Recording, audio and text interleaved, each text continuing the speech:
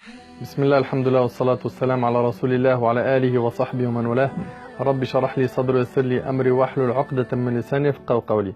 Mes frères et sœurs, demain بإذن tabarak wa ta'ala, c'est la première nuit impaire des 10 derniers jours de Ramadan. Et comme vous le savez, ces 10 dernières nuits sont les plus importantes de l'année. Pourquoi? Car elles renferment une nuit qui est meilleure que 1000 mois. Cette nuit, c'est la nuit du destin. Donc demain, c'est la nuit, Inch'Allah, du 21. Une nuit impaire.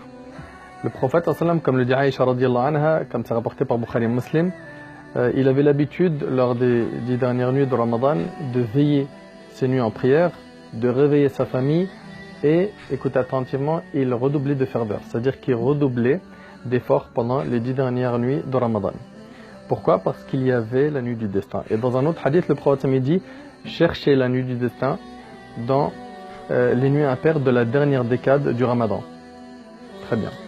Donc cette nuit-là, ça peut être le 21 du mois de Ramadan. Attention, je parle en calendrier hégérien.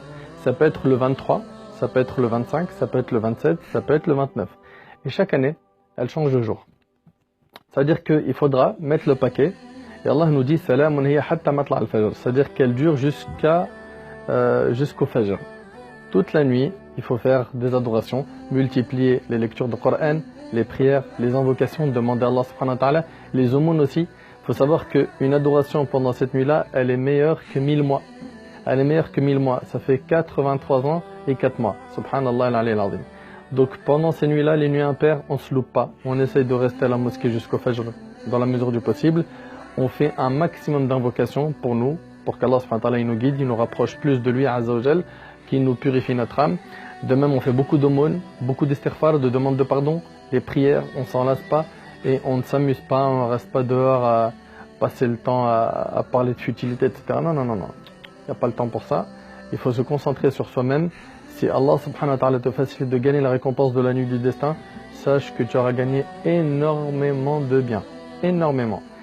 Pour finir, Aïcha radiallahu anha, elle a dit au prophète, comme c'est dans Sunan al-Tirmidhi, s'il m'arrive donc d'assister à la nuit du destin, qu'est-ce que je dois dire? Il lui a dit de dire Allahumma innaka afu tuhibbul af fa'fu anni. À apprendre par cœur.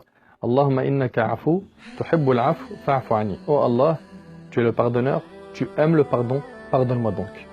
Allahumma innaka afu tuhibbul af fa'fu anni. Dans certaines versions, il y a le mot kalim.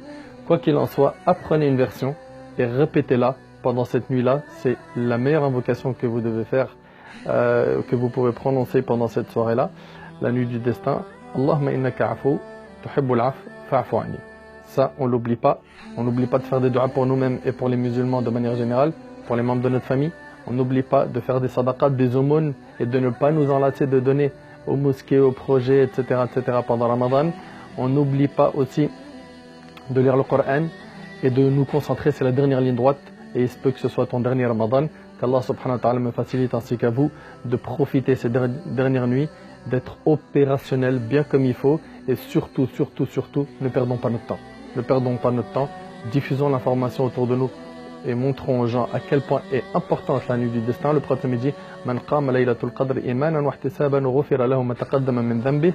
Dans un hadith rapporté par Bukhari et Muslim, le prophète me dit celui qui veille toute la nuit en prière lors de la nuit du destin, imanan, poussé par sa foi et par la récompense et par espoir de la récompense divine, Allah lui pardonnera tous ses péchés. Qu'Allah subhanahu wa ta'ala nous facilite d'obtenir le pardon de nos péchés, qu'Allah nous affranchisse du feu de l'enfer et qu'Allah nous accorde la récompense de la nuit du destin. هذا والله أعلم سبحانك اللهم وبحمدك أشهد أن لا إله إلا أنت أستغفرك وأتوب إليك جزاكم الله خير qu'Allah عز وجل accepte nos œuvres والسلام عليكم ورحمة الله وبركاته